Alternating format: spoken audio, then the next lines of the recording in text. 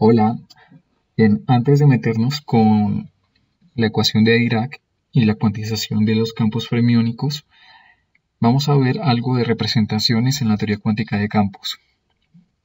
¿Por qué es importante esto? En primer lugar, las representaciones nos van a permitir introducir nuevos campos.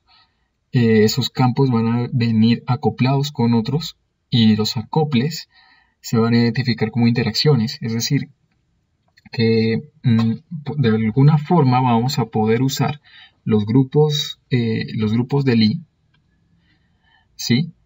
Para introducir nuevos campos y esos campos van a ser bueno, pues van a representar partículas al fin y al cabo, ¿sí? Pero bueno, antes de eso, los grupos de Lie ya estuvieron en todo los desarrollos que tuvimos, porque el grupo de Lorentz es un grupo de Lie.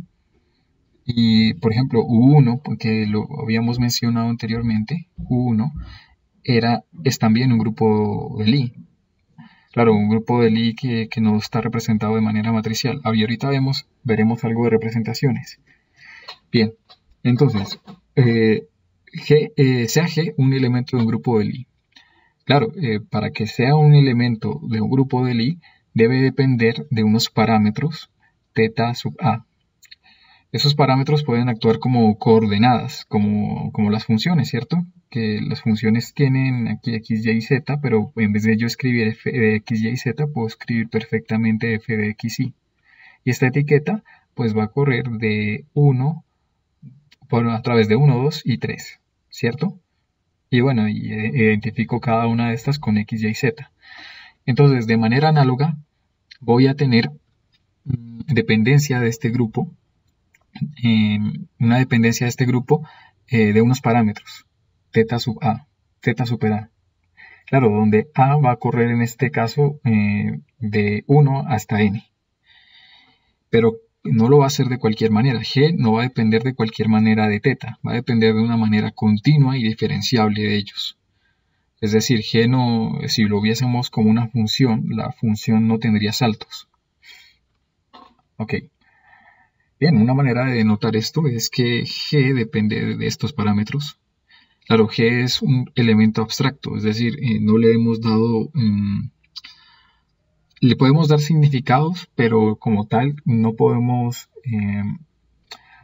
hacerlo actuar sobre cosas o objetos conocidos del mundo matemático ya previstos. Por ejemplo, qué sé yo, las funciones, por ejemplo esta, ya puedo hacer actuar un objeto, algo que me la transforme, ¿cierto? Por ejemplo, una derivada, un operador derivada, qué sé yo, derivada parcial.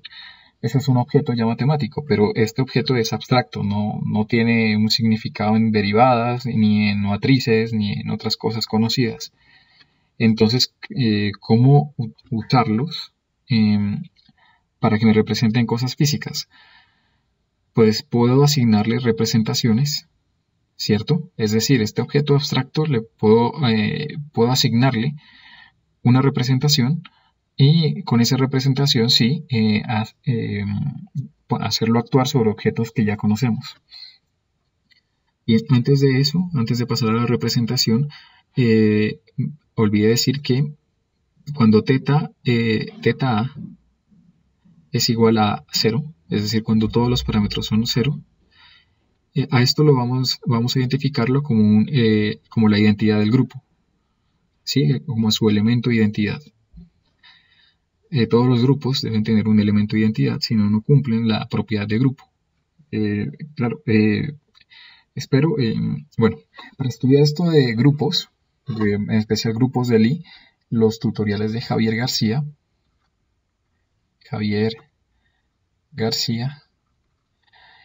son muy buenos. Dejaré el link en la descripción y si han llegado hasta aquí, creo que ya han visto por lo menos un par de videos de él. Lo hace muy bien, así que véanlos y de paso vuelven y continuamos con esto. Bien, ahora vamos a ver lo de la representación, el cuento de la representación. ¿Qué pasa con esto? Bien, dijimos que podemos asignarle una representación a un grupo. Esa representación es un operador lineal. En este caso vamos a escoger que las representaciones sean lineales. Entonces, un operador lineal que pueden ser derivadas, pueden ser también matrices que cumplan con propiedades de linealidad. Entonces, en ese sentido, qué sé yo, puedo asignarle a una rotación, y de hecho eso es lo que se hace, asignarle una rotación en torno al eje Z, una matriz que me represente esa rotación. Claro, estas representaciones no pueden ser cualquier cosa, deben siempre satisfacer esto que está acá. Si satisfacen estas propiedades, es decir, que la representación del elemento neutro, perdón, del elemento identidad del grupo, sea igual a la identidad en este espacio.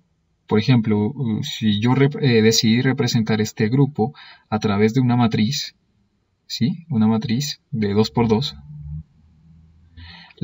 ¿Cuál es la identidad de, por ejemplo, cuál es la imagen del elemento identidad inducida por la representación? Pues va a ser nada más que la matriz identidad en el espacio de matrices de 2×2. Ok, y bueno, y esta parte tiene que satisfacerse porque los grupos, o cuando yo multiplico elementos abstractos del grupo, esa multiplicación me da otro elemento del grupo. Por lo tanto, si yo quiero preservar esa estructura de grupo, tengo que imponer esta condición, que si yo tengo una representación de un elemento del grupo multiplicado por otra representación de otro elemento del grupo, tiene que ser igual a la representación de uno de los elementos del grupo. Sí, en este caso sería esto equivalente a tener eje 3, como lo tenemos acá abajo.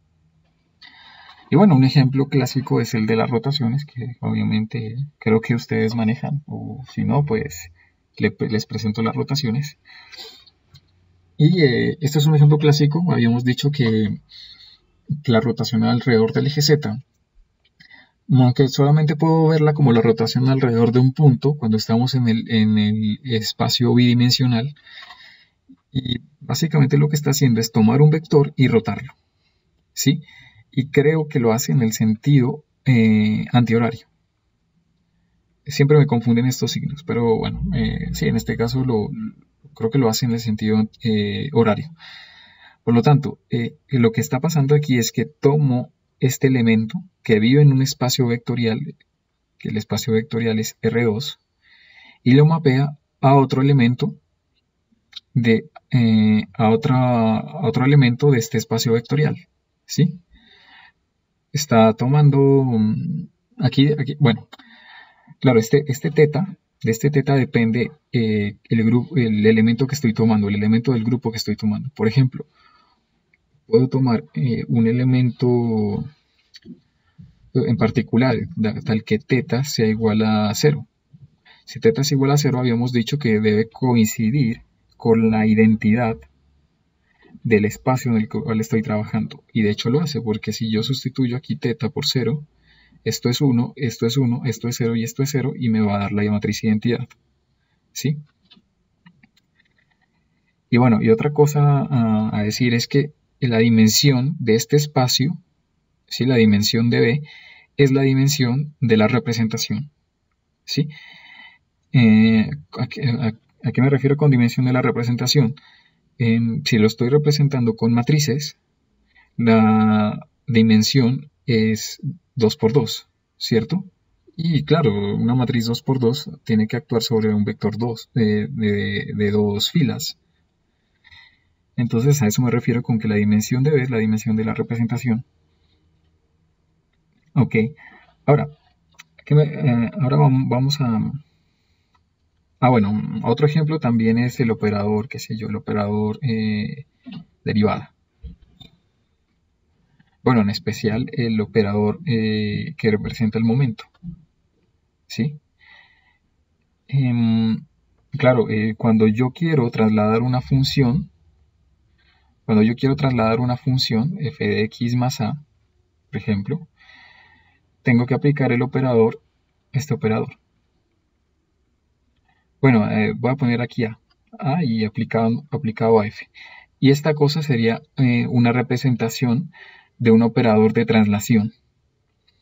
Y si yo aplico esta cosa sucesivas veces con diferentes parámetros aquí, las traslaciones, digamos, a ver, si yo dije que mi elemento o mis elementos representan traslaciones, si yo traslado un poco la función, bueno, voy a hacerlo acá.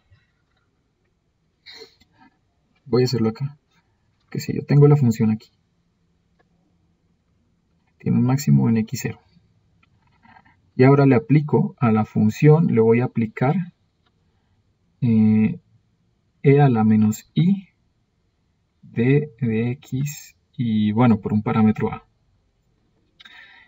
¿Qué es lo que va a hacer esto? Va a trasladar esta función, ¿cierto? ¿Hacia dónde? Bueno, depende. ¿Qué tal si a es positivo? Si a es positivo, como en este caso, la va a trasladar hacia este lado. Y si a es negativo, la va a trasladar hacia este lado. Supongamos que a es negativo, por lo tanto, va a trasladar y poner el máximo de la función como por acá, ¿sí? Entonces este punto va a ser x0 más a, ¿sí? Eso es lo que yo logro haciendo actuar este operador sobre esta función, me la lleva a una función trasladada. Ahora, qué sé yo, si yo quiero volver a trasladar esto por aquí, bueno, supongamos que aquí el máximo esta vez se da más corrido. Bueno, la misma función, aunque aquí no parezca, pero más desplazada. Y digamos que aquí lo que hice actuar fue e a la menos i v por la derivada con respecto a x. Y supongamos que hice actuar este operador aquí. Pues luego el máximo va a estar en x0 más a, y suponiendo otra vez que b es negativa, pues me la va a desplazar hasta x0 más a más b, ¿sí? Entonces la función realmente quedaría escrita de la siguiente forma, x menos a más b, x menos,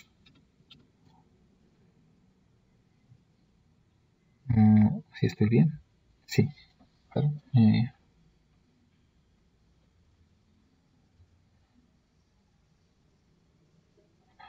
rayos.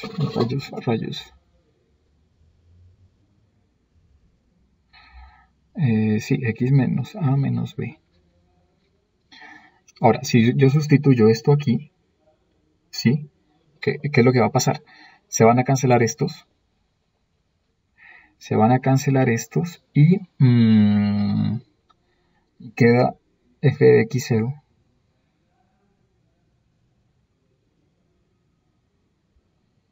Y va a quedar f de x0. ¿Cierto? Que coincide con el máximo aquí, f de x0. Es decir, el máximo se ha trasladado. Claro, esto que es f de x menos a menos b, pues es igual a aplicarle, voy a aplicarle e a la menos i por a de x por e a la menos ib de x a f de x. Hubiese dado lo mismo, hubiésemos llegado al mismo punto si yo primero hubiese desplazado b unidades y luego a unidades. Para este caso sí. Por lo tanto, yo digo que estas representaciones conmutan. Ese es otro concepto, ver si las representaciones conmutan. Pero bueno, lo importante aquí es que lo que estoy considerando es el grupo de las traslaciones. Y el grupo de las traslaciones, ¿por qué lo puedo llamar grupo? Porque si yo aplico una traslación con un parámetro A y también le aplico una traslación con el parámetro B, la combinación o la multiplicación de estas traslaciones me da otra traslación. Es decir, me da otro elemento del grupo. Ok. Ahora, si dr vamos a ver este otro concepto que tiene que ver con que una representación sea reducible o no sea reducible. Entonces, si DDR, si la representación de este elemento de un grupo actúa sobre un espacio vectorial B y existe un subespacio W, claro que es un subespacio vectorial, y como subespacio vectorial debe ser un subconjunto de B, tal que DDR actuando sobre W devuelve elementos que están en W. Ahora, bueno, hasta aquí, ¿qué quiero decir? ¿Cuál es la situación? La situación es la siguiente. Supongamos que yo tengo una bolsa, una nube por acá, una nube, y tengo otra por acá. Dentro de esta nube vive, o esta nube representa un espacio vectorial B, ¿sí? Y este W representa mi subespacio vectorial. Ahora, ¿qué estoy haciendo? Estoy haciendo que DDR actúe sobre esta nube. DDR, la representación, mejor dicho, actúa sobre esta nube. Pero claro, en consecuencia, como W es un subconjunto de B, esta representación también actúa sobre W. Pero ¿cuál es la particularidad de esto? Que si yo, por ejemplo, un elemento de esta nube, supongamos que es un vector, representado aquí por una flecha. Si yo hago actuar este DDR sobre esta flecha de aquí, me puede dar una flecha por acá, ¿cierto? Es decir, está llevando a elementos del espacio vectorial en elementos del espacio vectorial. Ahora, qué sé yo, bueno, si le vuelvo a actuar el mismo operador a esta flecha, pues me voy a poner acá. Sí, o sea, me va a dar diferentes elementos de este subconjunto. Y bueno, ¿y por qué no? Puede caer aquí, ¿cierto? ¿Por qué no? Ahora, si yo tomo un elemento, supongamos que el mismo, y le hago actuar esta representación a este elemento, ese elemento puede darme un elemento aquí. Ahora, si yo aplico a esta otra transformación, otra vez esta representación, y me da otro elemento de aquí y así siempre, es decir, siempre voy a tener elementos que pertenecen siempre al subespacio vectorial, entonces yo digo que la representación es irreducible, ¿sí? Perdón, que la representación es reducible. Si yo hago actuar la representación sobre elementos del espacio W y siempre me dan elementos del espacio W, entonces yo digo que la representación es reducible. Importante esto. Entonces, ¿qué implica esto?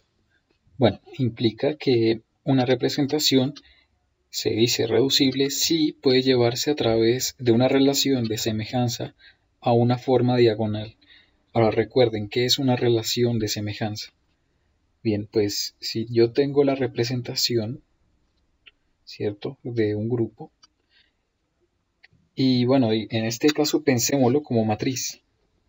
Como matriz, las matrices tienen componentes. Entonces pongámosle una I y una J. Y aplico una S de semejanza de R y voy a llamar esto más bien prima. Y voy a poner aquí una S inversa. Listo. Entonces completemos los índices. En primer lugar, aquí debe haber una I, aquí debe haber una K, aquí va a haber una K, aquí va a haber una L, aquí habrá una L y aquí finalmente una J. Listo, todo esto me representa una relación de semejanza. Si quiero decir que esto es una matriz y en su notación usual, no con índices, sino como elemento abstracto matriz, le escribiría así. Y esto es una relación de semejanza.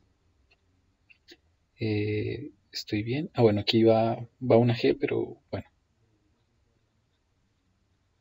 Sí, esto es una relación de semejanza.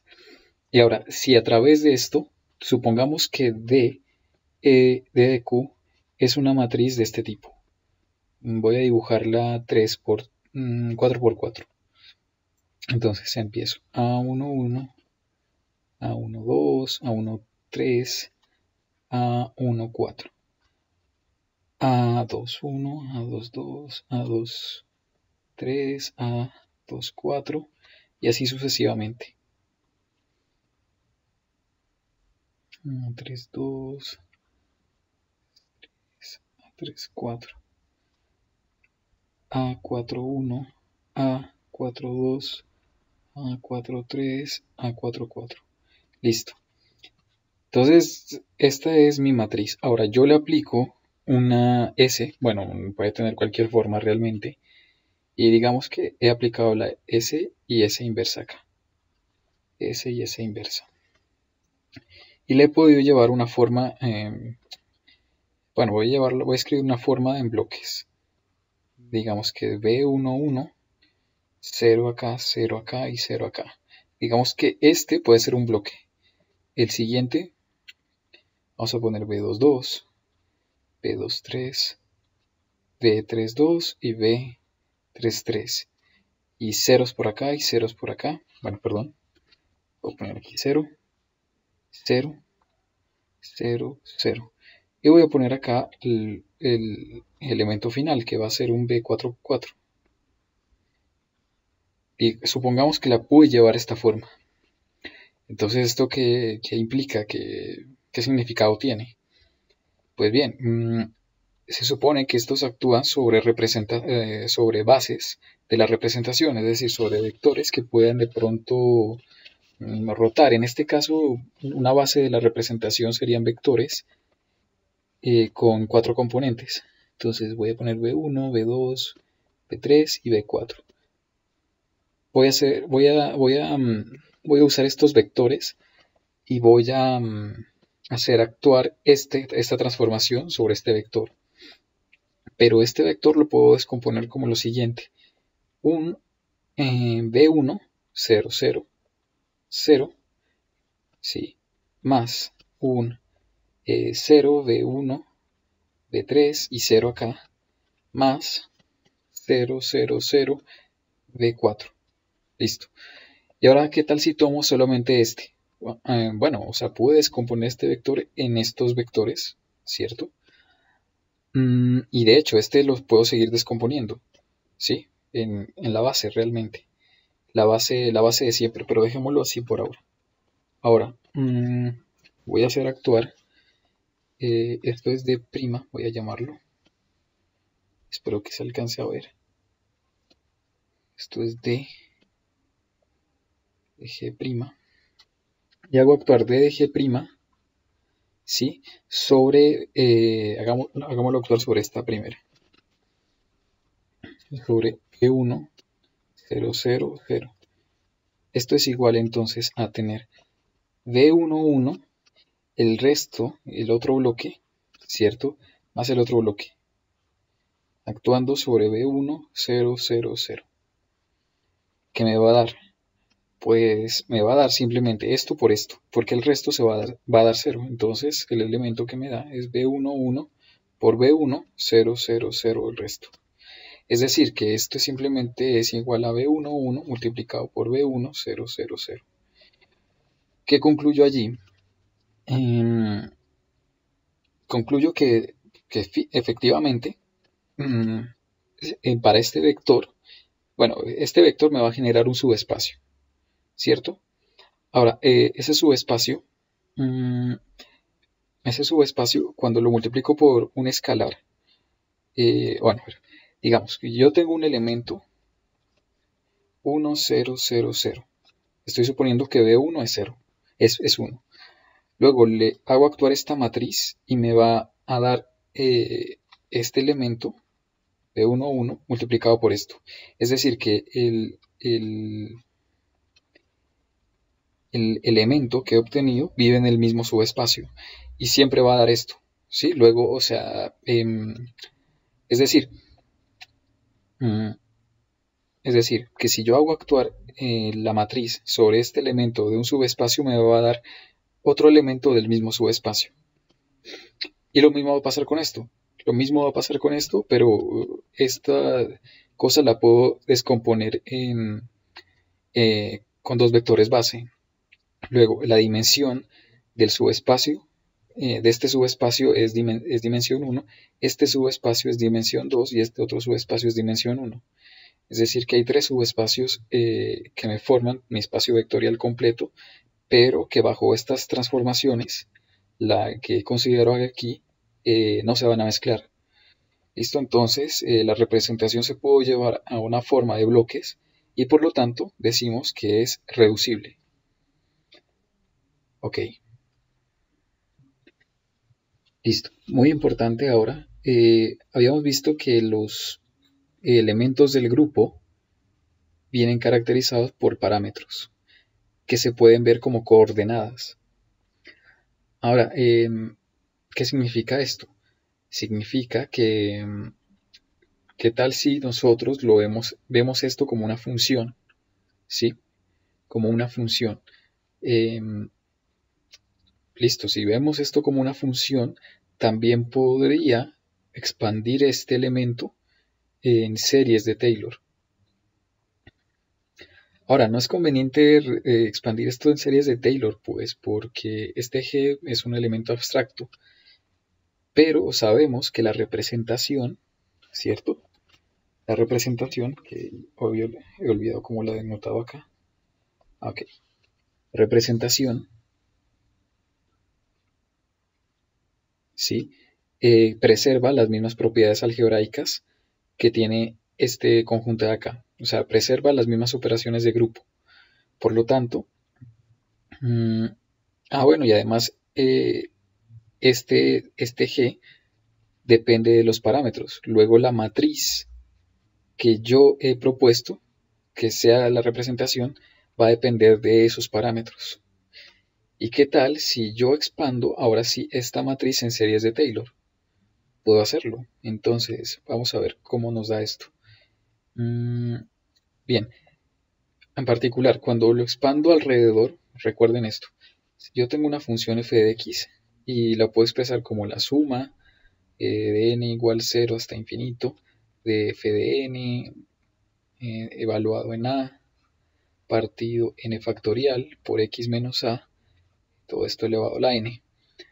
En particular, yo puedo centrar la expansión en a igual a 0, y a eso le llamamos serie de Maclaurin. Ahorita voy a llamar la serie de Taylor nada más, pero recuerden, yo puedo hacer esto.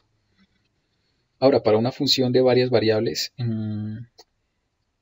pues esta expresión cambia, pero pues nada, vamos a hacerlo para algo que depende de varias variables, porque fíjense que no estoy fijando a en 1, sino que a puede tomar varios valores, y eso significa que g depende de una, dos o tres o más coordenadas, dependiendo del valor de a.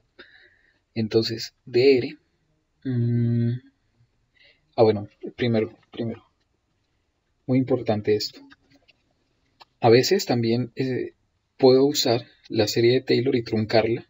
Si yo solamente quiero aproximar esto en alrededor de un punto. Y es más, lo quiero aproximar con una línea, ¿sí? Solo con una línea o una recta. Entonces esto es 1. Y bueno, y voy a centrar también la serie en 0. Entonces esto es f de 0, ¿cierto? Más, bueno, lo que sigue, derivada evaluada en 0, partido 1, es decir, se queda, y por x. ¿Sí? Así me queda, sí, listo. Más otros términos. Otros términos que dependen de x al cuadrado. Entonces, más órdenes al cuadrado de x, o sea, el resto. Entonces, bueno, esto es para una función que solo depende de x, de una sola variable. Ahora, si yo tengo una función que depende de más variables, por ejemplo, y, ¿cómo se traduce esta serie de Taylor? Bueno, lo mismo, pero sino que esta vez es un vector. Es decir, voy a poner más bien, bueno, sí lo voy a poner así. más esta f' la vamos a reemplazar por derivadas parciales de i, f, y esto es como si fuese un gradiente, claro, por x, y. Listo.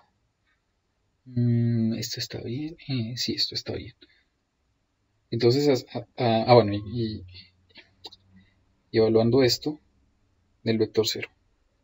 Listo. Así miraríamos la serie de Taylor de una función de varias variables. Y resulta que esto se puede ver como una función de varias variables. Por lo tanto, ¿qué es lo que hago aquí? De E, ¿cierto? Porque voy a expandirlo alrededor de 0, más derivada de R de G de teta A con respecto a, esto es, con respecto a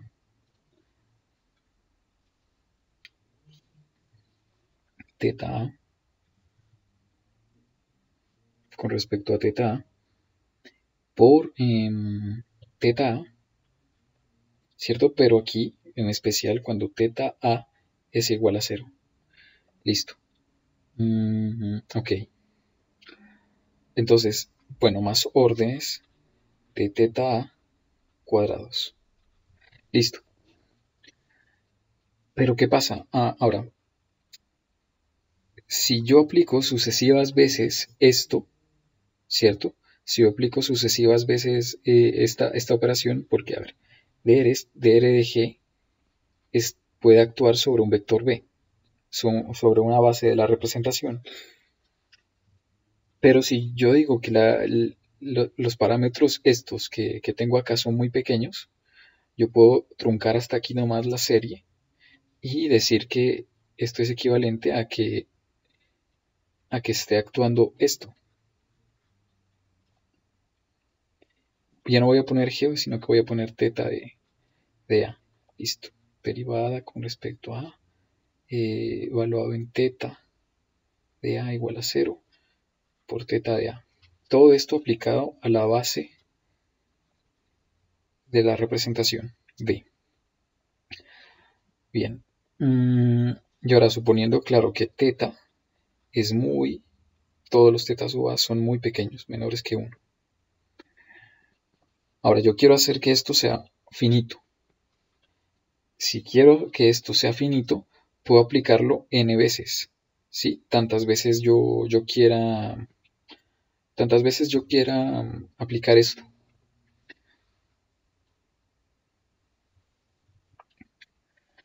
¿Cuántas veces lo puedo aplicar?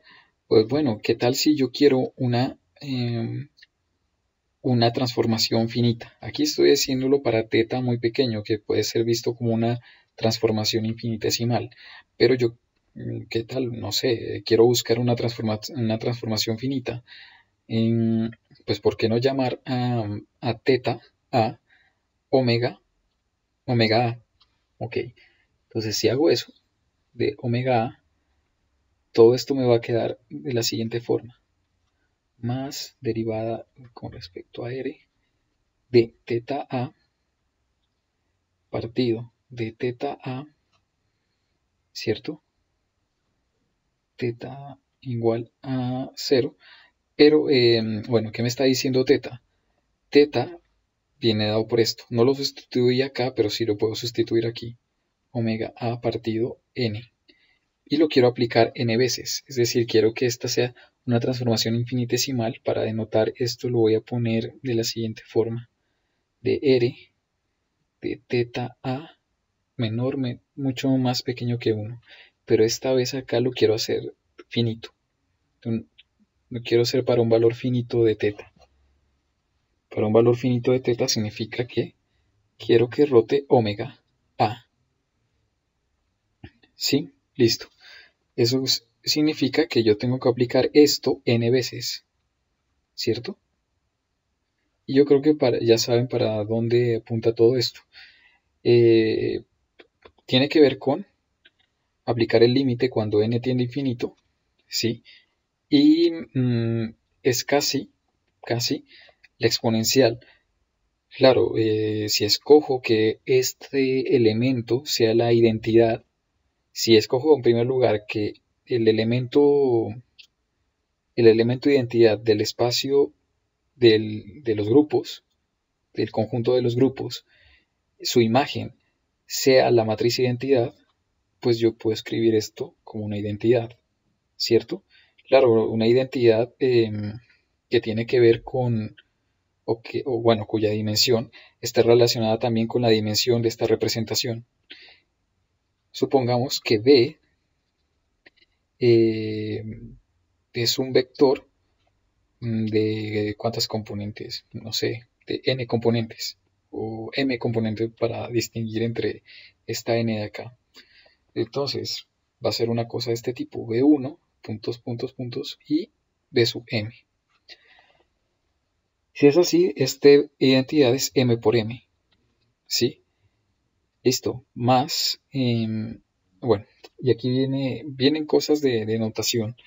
Voy a denotar esta matriz, como, voy a ponerlo acá. Bueno, no, voy a hacerlo acá de una vez. Menos y veces t, ¿sí? Y veces t. T matricial, es un T matricial. Y así bueno, quedó muy feo, pero bueno. Omega a partido n. Y todo esto elevado a la n. B. Y si hago el límite, bueno, si hago ahora el límite, cuando n tiende a infinito, de todo esto que tengo acá, esto es igual a e a la menos i t omega alfa, ¿cierto? Todo lo que está aquí se traduce en esto y esto está siendo aplicado a b. Luego tengo d de r de omega a aplicado a b es igual a e a la menos i t omega a aplicado a b. Ok, y bueno, usando la notación que les acabé de mencionar, ¿qué es esto? ¿Qué es este t? Bueno, ese t, lo siento, es y veces d de r de teta a evaluado en teta a igual a 0. Y a esta cosa se le conoce como generador del grupo.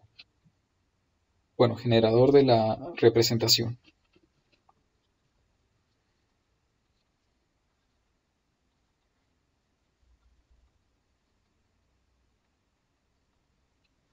Del grupo. Listo. Listo. Ya hemos llegado a la expresión matricial de esto. Pero fíjense una cosa más. Habíamos concluido por qué esta representación se puede escribir de esta forma, ¿cierto? Ahora, el generador no es más que no es más que un intento de representar bueno, a ver, el generador de qué viene. Viene de una suma infinitesimalmente pequeña, es decir, aquí lo estamos viendo. Estamos sumándole a la identidad el generador, ¿sí? Luego, si este tiene una forma diagonal, una forma de bloques diagonal, como la que tuvimos acá arriba, como esta, el generador también la tendrá, ¿sí? Luego, si el generador tiene una forma de bloques, como la que tenemos aquí, también podemos decir que la representación es reducible. Sí, o sea, si llegamos de alguna forma a que el generador tiene esta forma, podemos concluir inmediatamente que la representación con la que estamos trabajando es reducible y tiene subespacios vectoriales los cuales no se mezclan.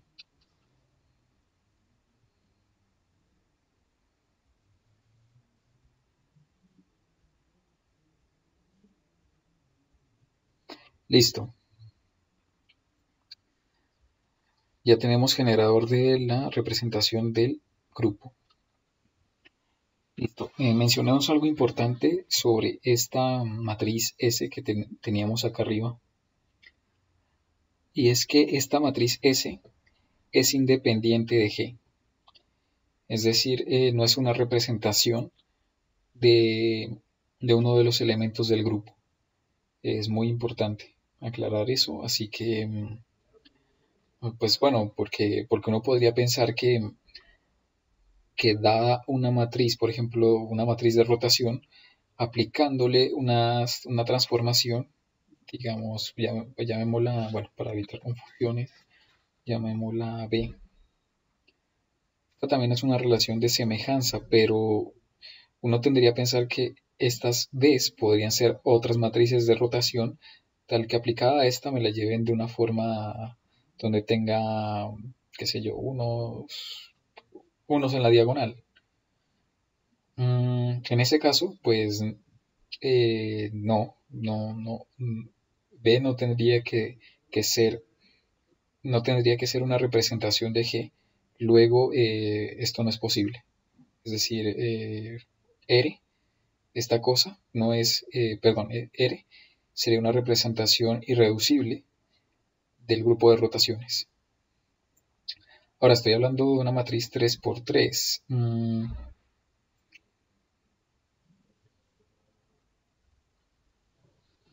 Bien, ¿por qué vimos todo esto? Porque queremos ver transformaciones de campos. Es decir, queremos ver cómo aplicándole transformaciones de Poincaré o de Lorentz, los campos transforman. Y bueno, queremos analizarlo un poco más en profundidad. De pronto ustedes ya saben cómo transforma cada una de estas cosas, pero pues es bueno recordar. Entonces, primero, tensor de rango 0, es decir, un escalar. Fíjense que, bueno, aquí he tratado de graficar una función, ¿cierto? Y fíjense que la función, aquí este es el eje Y, este es el eje X y este es el eje Z. La función está aquí, tiene un máximo aquí en este punto, ¿cierto? Listo. Ahora, vamos a llamar ese punto, voy a ponerlo en azul, voy a llamar ese punto X0. Es decir, que phi, vamos a llamar a la función esta, lo voy a llamar phi. Phi en X0, en el punto X0, tiene un máximo, ¿cierto? ¿Qué es lo que quiero hacer ahora? Quiero transformar la función. Bueno, no quiero ni siquiera transformar la función. Quiero rotar el sistema coordenado de tal forma que si yo lo roto y dejo la función quieta, claro, si yo roto esto, es como si la función hubiera rotado, ¿cierto? Solo transformando el sistema coordenado, no la función. Es como si la función hubiese rotado y por lo tanto el máximo pasaría a estar por acá. Por acá. Y aquí tendría mi función ubicada en este punto. ¿Esto cómo se vería? Pues se vería así. Sí, o sea, la E puede verse que pronto la corrí, pero lo que hice realmente fue una transformación la siguiente forma. Rayos.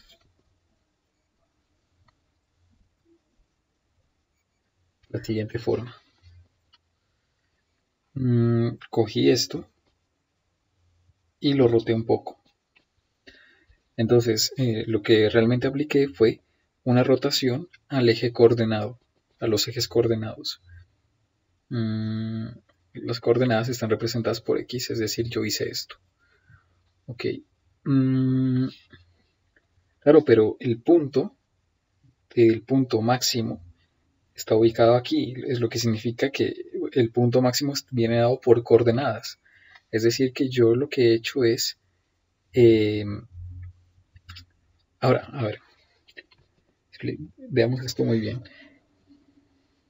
Es decir, que mi función expresada en este nuevo sistema coordenado, ¿sí? Mi función, digamos, sí, en pocas palabras, sí se puede decir que transformada en este sistema coordenado, debe tener como máximo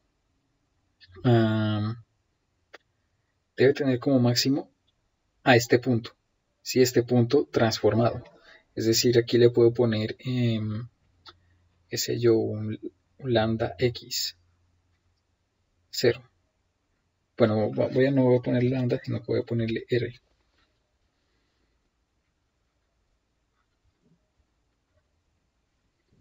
¿Sí? Es decir, que yo apliqué esto. ¿Sí? Yo lo apliqué esto. Ahora, ¿qué tal si extendemos? Ya no es solo este punto, sino que vamos a decir que se lo aplicamos a todo x. ¿Sí? Pero, bueno, sí, se lo aplicamos a todo x. Entonces, ¿cómo lo voy a llamar esto? Voy a llamarlo x'. Ok. Muy bien. Pues de esta forma, transforma un campo escalar.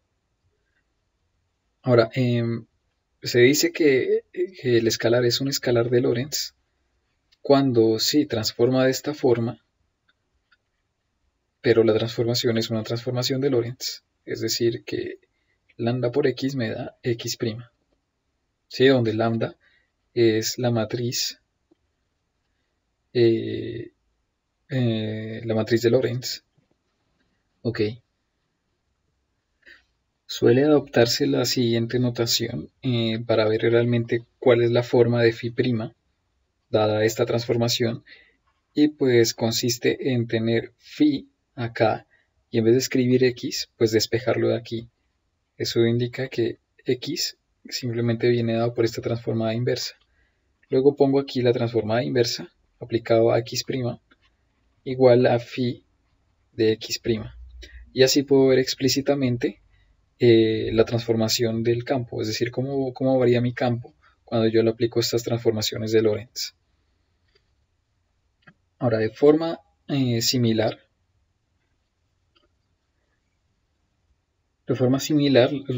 la transformación se hace para un vector. Bueno, no de manera similar, porque resulta que los vectores tienen dirección, y si uno ejecutara, por ejemplo, creo que lo habíamos visto, supongamos que uno tiene un campo vectorial de este tipo.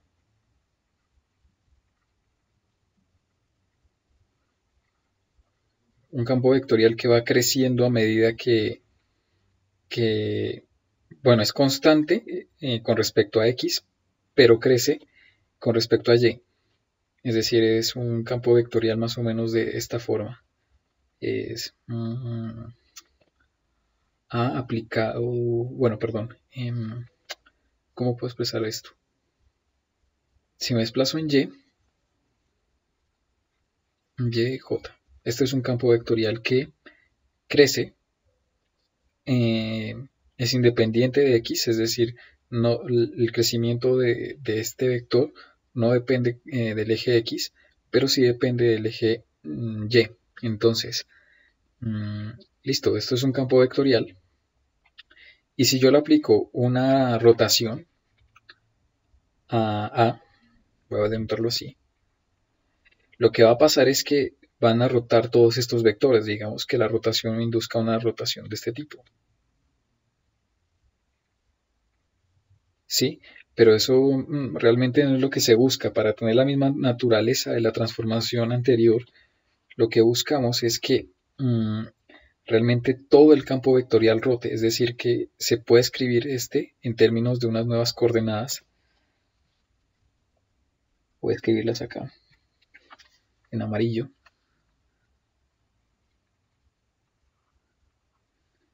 Y todo el campo vectorial roto, entonces sería una cosa así, ¿cierto?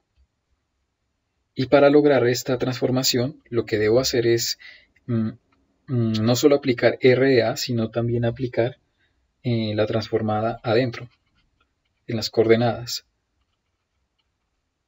¿sí?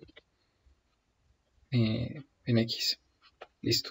Y a esto si lo llamo el campo A' de X', ¿sí? Es el campo vectorial transformado. Y así va a transformar un campo vectorial. Y esto se asemeja mucho a cómo cambian y en la forma como transforman estos vectores. Bueno, es bastante similar, salvo esta R acá afuera, a cómo transforman un escalar, pero, pero bueno, geométricamente es algo similar, pero no tiene mucho que ver, no tiene mucho que ver por esta R, dado que los vectores tienen dirección. Entonces, bien, usualmente la transformación de vectores aparece de la siguiente forma. En la derivada,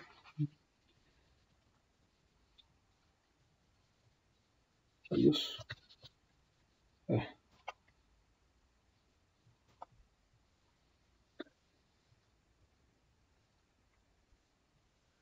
listo, aparece así, como derivada con respecto a x de x, y esto se lo aplican a A, y esto va a ser igual a A, y ahorita pongo los índices adecuados. Entonces, aquí va a aparecer un prima.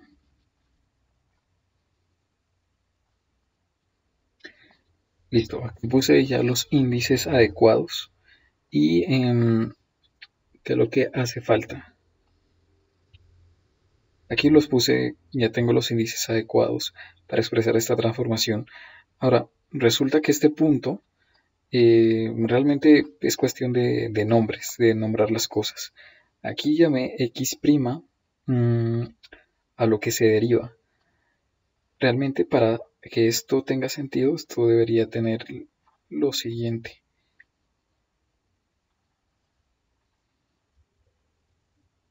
A super L de X, voy a poner aquí, y esto a super K de X'.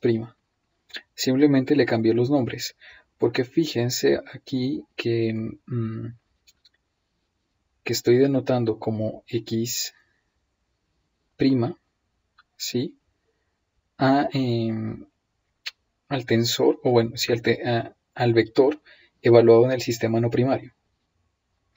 Esa es la convención aquí, porque, bueno, X' es R a la menos 1 de X, y pues si pongo X' acá, y bueno, X queda aquí solo y ya está. Pero puedo renombrarlo y más bien poner X aquí y X' acá, y bueno, aquí una prima, perdón, me falta. Y ya, y tengo una cosa que se parece más a las convenciones normales, a las usuales. Bueno, y si tengo un tensor de Lorentz, lo único que tengo que hacer es, bueno, un vector de Lorentz, lo único que tengo que hacer es lo siguiente. A mu de A' mu de X, rayos, X' es igual a lambda mu de A de X. Y así transformaría un vector. Ahora, un tensor de rango 2 o más no difiere tanto, porque si yo tengo múltiples índices, digamos mu1, mu2 y así hasta mu_n, lo único que tengo que hacer, bueno, y falta que sea mixto, ¿cierto? Voy a considerar solamente este caso por ahora, pero para el caso mixto es algo semejante. Esto debe ser A μ1, puedo poner las lambdas necesarias, μ2, y a lambda mu n, puedo poner aquí nu1, nu2, nu-n, y acá un t de nu1, nu2, y así sucesivamente hasta nu-n. Ok, así transformaría si tuviese todos los índices arriba, y si tiene todos los índices abajo, bueno, y aquí con x', y aquí con x. Y si tuviera todos los índices abajo, pues de la misma forma, solo que volteando los índices, ¿sí? Y no hay ninguna diferencia entre realmente, bueno, las matrices lambda deben satisfacer lo siguiente. Lambda mu, nu, lambda, nu, alfa, deben dar lambda, mu, alfa, ¿sí? Y ya con estas cosas se puede lograr la transformación que queremos. Listo. Ahora lo interesante son los espinores, que es a lo que nos vamos a dedicar. Los espinores, bueno, en primer lugar, ¿por qué los usamos o por qué los vamos a usar? Entonces voy a poner aquí de título espinores, que va a estar íntimamente ligada con la ecuación de Dirac.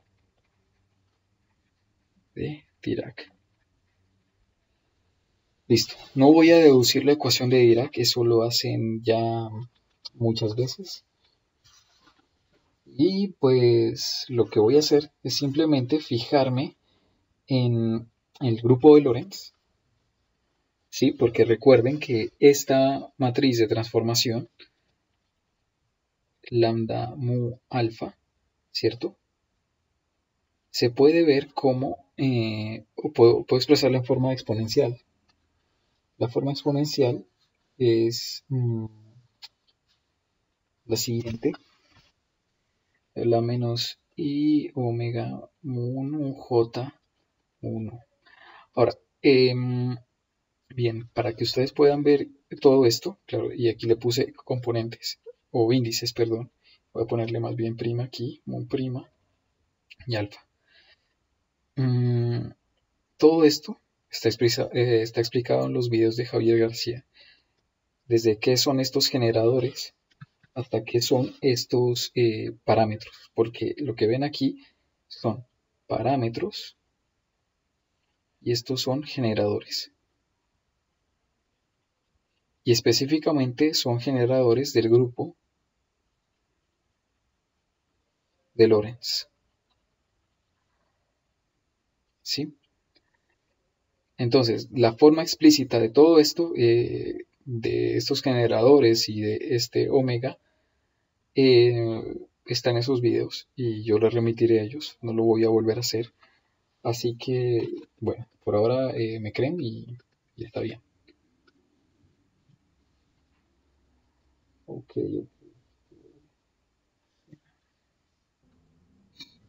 Entonces, la idea es encontrar, a ver, recordemos la ecuación de Klein-Gordon. Entonces, la ecuación es de mu más m cuadrado actuando sobre phi de x igual a 0. Y esta ecuación era Lorentz invariante. ¿Sí? ¿Por qué era Lorentz invariante? Bueno, en primer lugar esto es un escalar, es decir, esto va a transformar de la siguiente forma, phi' x'.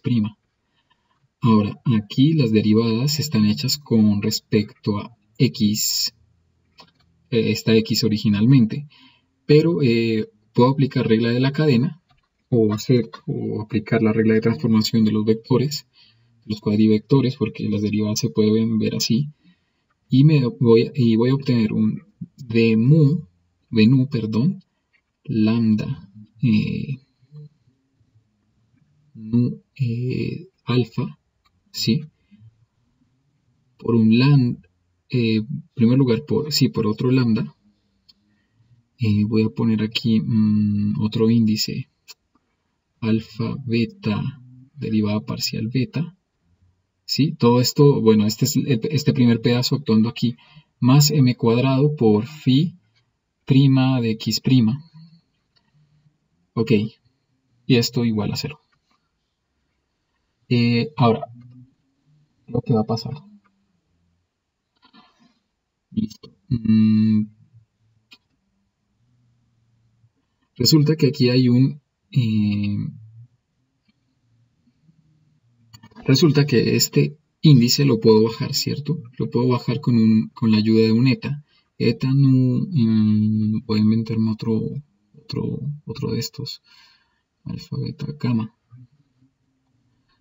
De gamma, ¿cierto? Este gamma mayúscula por el otro gamma mayúscula de beta, phi prima de x prima. Y este beta, este de beta, realmente está simbolizando de x beta, pero prima, el x es prima.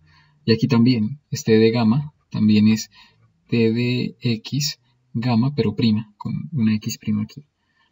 Luego, bueno, si reúno estos términos, en especial este con este, a ver, voy a reunirlos y me va a dar. Pongo este del otro lado, eta, lambda, alfa nu, este y este simbolito, este, ok, y voy a obtener aquí de gamma, de beta, phi prima de x prima, más m cuadrado. Bueno, aquí me faltó m cuadrado, phi prima de x prima, todo esto igual a 0, y lo mismo acá, phi prima de x prima, todo esto igualado a 0. Listo. Ahora, ¿qué puedo hacer?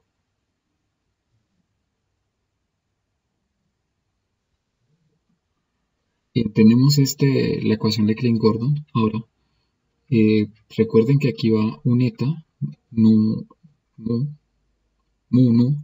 de listo, más m cuadrado, todo esto aplicado a phi de x. Ok, ahora, fíjense que si yo transformo el campo, ¿qué es lo que va a aparecer? Dejemos esto aquí, pero recordemos que estas son derivadas con respecto a x, ¿cierto? Luego, si yo transformo este campo de acá, aquí no pueden aparecer más estas x. Lo que tienen que aparecer son las x'. Luego, si aplico regla de la cadena o regla de transformación de tensores, lo que voy a obtener es eta nu, listo, lambda, y bueno, aquí tengo el índice abajo, ¿cierto? Entonces el índice quedaría acá, pongo un alfa, aquí me quedaría de alfa, aquí me quedaría, bueno, donde esto realmente, voy a escribirlo explícitamente, el de alfa va a ir acompañado de una x', y aquí voy a tener lo mismo que puse acá, pero con una lambda acompañada por, voy a poner aquí un índice beta, un mu de x beta, pero prima acá, listo. Más m cuadrado y todo esto actuando sobre phi prima de x prima. Ahora, puedo tomar estos juntos, pero fíjense que esto simplemente es tomar por propiedades de la invariancia de este tensor métrico, eta alfa beta, d de x prima alfa, d de x prima beta, más m cuadrado. Luego, obtengo la misma ecuación de Klein-Gordon y se concluye pues que la ecuación de Klein-Gordon es invariante bajo la acción de Poincaré. Bueno, en este caso de Lorentz. Ahora, resulta que la ecuación de Dirac es esta. Es I veces gamma mu de mu menos m por un psi de x igual a 0. ¿Qué significa todo esto? Bien, primero hay que recordar qué es cada cosa. Gamma mu, voy a ponerlo acá. Gamma mu son matrices.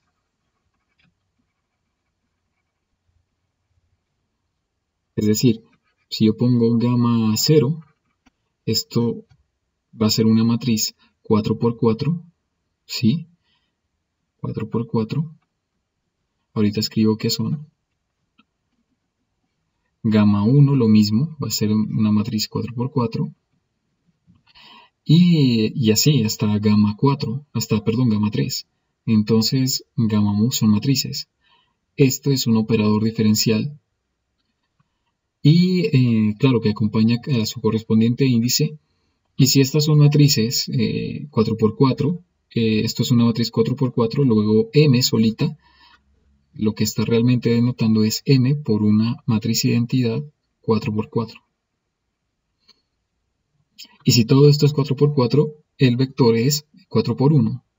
¿Sí? Es decir, tengo este spinor que realmente se puede ver como un vector con 4 componentes. ¿Cierto? Listo. Entonces eso es lo que realmente significa todo esto. Vamos y veamos otras cosas. Bien, la cuestión está en las matrices. En estas matrices es muy importante saber qué es lo que significa. O bueno, cómo se representan, cómo se escriben. Hay una base en especial que hace ver hace que una de las representaciones que vamos a usar para transformar esta psi,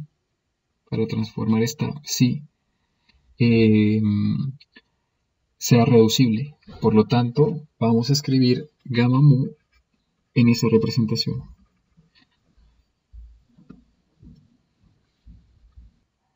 Bien, hemos escogido esta representación. Entonces, ¿qué significa esto? Pues, bien, aquí tenemos las matrices de Pauli. Definimos esta notación nueva, sigma mu, donde sigma mu es igual a, es como si fuese un vector, pero claro, las componentes ¿cuáles son? Este 1 realmente es una matriz identidad 2×2, este 1 realmente 1, 1, 0, 0, y el resto pues lo que tengo aquí, para k igual a 1 tengo esta matriz, k igual a 2 esta matriz y así sucesivamente igual a k. Y todo esto lo sustituye aquí. Y esta va a ser la definición de mi matriz gamma. Esta es una de las bases. Es una de las formas en las cuales puedo representar esta matriz gamma. Esta base, esta representación se conoce como la representación quiral. Voy a poner aquí en amarillo, representación quiral o de Weyl.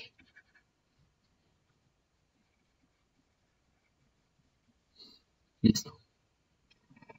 Cabe recordar también el álgebra que satisface las matrices gamma. Entonces el álgebra es gamma mu con gamma nu anticonmutando es igual a 2 veces eta mu nu. Claro, este eta mu nu debe estar aquí multiplicado por una matriz 4×4, una identidad 4×4. ¿Sí? Donde esto entonces le suelen llamar a esta álgebra de Clifford. ¿sí? Entonces voy a ponerle aquí el nombre, álgebra